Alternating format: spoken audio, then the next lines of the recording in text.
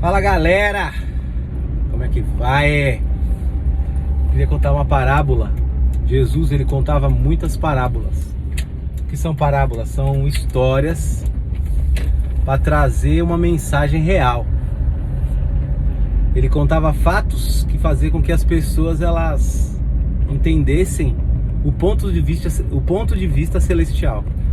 Às vezes você não consegue compreender o reino de Deus, às vezes você não consegue compreender as coisas de Deus.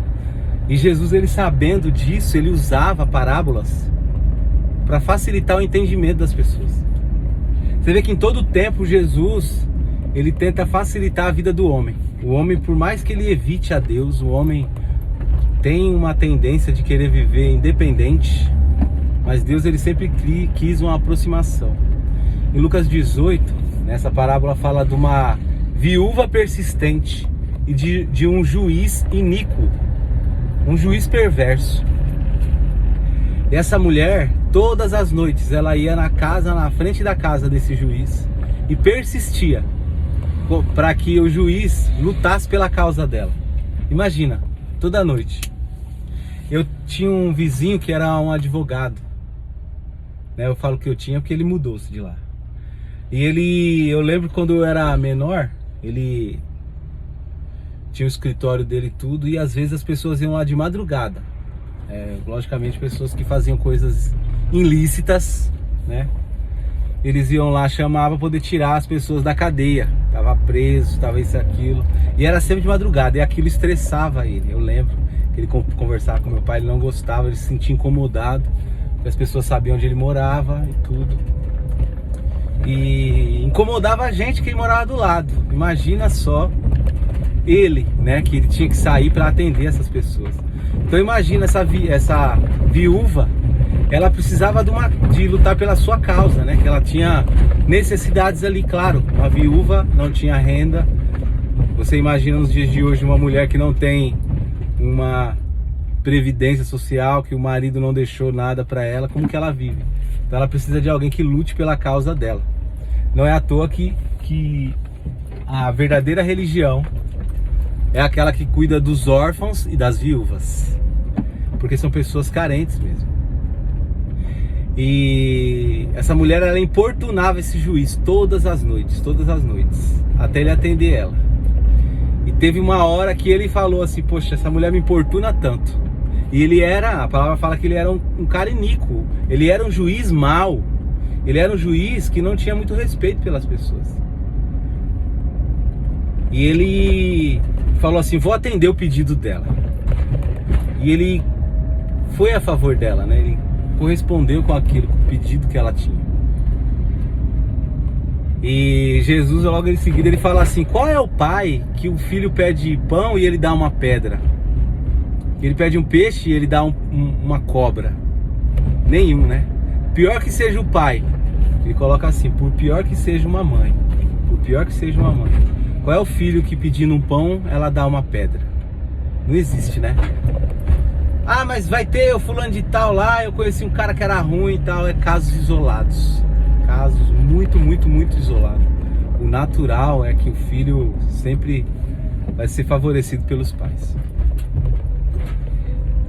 E quanto mais, aí ele falou assim: se os vossos pais, Jesus disse, se os vossos pais que são maus conseguem dar boas dádivas aos vossos filhos, quanto mais o vosso Pai que está no céu. Jesus, ele tenta trazer o entendimento que as pessoas, às vezes, elas se sentem desfavorecidas por Deus. Hoje eu estou sendo desfavorecido, mas nós temos que pontuar algumas coisas. Primeiro ponto aqui, ele ensinou sobre persistência. Se a causa que você luta ela é justa, então você precisa ter persistência, você precisa ter confiança. Esse dia eu estava pensando muito sobre fé. Nós temos a visão de fé sobre os nossos próprios interesses, sobre conforto, comodismo, sobre coisas desnecessárias e fúteis. Aplique a sua fé em coisas necessárias, coisas que verdadeiramente vão favorecer a você e aqueles que estão à sua volta. E a fé que você precisa ter é uma fé verdadeira, que não desfalece, uma fé que permanece conectada com aquilo que você está lutando para conquistar. Porque também não adianta você ter uma fé em algo momentâneo, né? Isso não é persistência. Você não está tendo ali um desejo de realização, na verdade. Você está só querendo algo, né? Só está tendo um desejo. Então aprenda que Deus, ele sempre ouve as orações. Sempre ouve. E a questão é, a resposta que ele vai dar à sua oração pode ser que não seja a que você deseja. De repente você não tem condição nenhuma de receber aquilo que você quer, né? E você precisa se preparar para isso, se amadurecer para isso. Peça crendo, já trabalhando, como se aquilo já estivesse nas suas mãos. Por exemplo, você ora pedindo a Deus um carro. Você já tem que trabalhar na realização daquilo, como se Deus já tivesse te dado o carro. Ou seja, tirando uma carta, preparando uma garagem, né? Imaginando que você precisa ter uma renda maior para você manter esse carro, né? Se você ora a Deus pedindo um casamento, uma pessoa correta para você se casar, não pense na pessoa que vai ser uma pessoa perfeita, que vai ser aquela que, se Deus vai dar, ele vai dar a pessoa certa para você. O problema é, você está se preparando para essa esposa, você está se preparando para esse marido, você está se preparando para ter filhos? Essa é a questão. Então, viver em prol das suas promessas, daquilo que você orou, é o grande desafio. É você viver essa persistência, é você ter essa perseverança de que isso vai ser uma realidade, né? Já desfrutando daquilo sem ter aquilo. Então começa a desfrutar daquilo que você ainda não tem. Começa a visualizar aquilo que você ainda não tem nas mãos. Isso é fé. A fé, ela é invisível, né? São coisas invisíveis, porque ainda não recebemos, mas com uma ótica visível já. Você já consegue ver aquilo real, você já consegue sentir o volante, já consegue, né, ouvir a voz da pessoa. Você já tem convicções, né, daquela realidade. Então seja persistente. Se um juiz iníquo conseguiu cumprir uma promessa,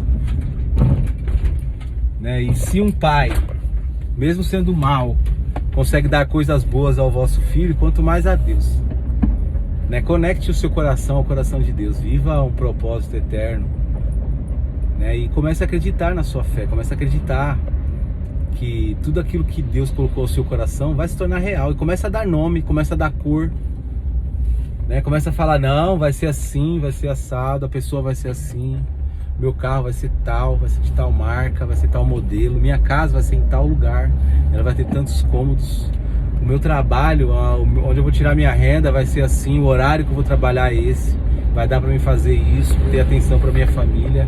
Quando eu me profissionalizar, eu quero ter tempo para estar com a minha esposa, que ela vai chegar, eu vou ter uma esposa abençoada, eu quero ter tempo com ela, eu quero ter tempo com meu marido, eu quero ter tempo e cuidado e sabedoria para lidar com os meus filhos. Comece já a acreditar naquilo, uma realidade. Deus é bom, é todo bom. Então aprenda isso, a viver nessa bondade de Deus. Fechou? Então bora. Mais um dia. Que o favor de Deus está sobre nós. Deus abençoe você e a sua família. Tenha uma semana de vitória.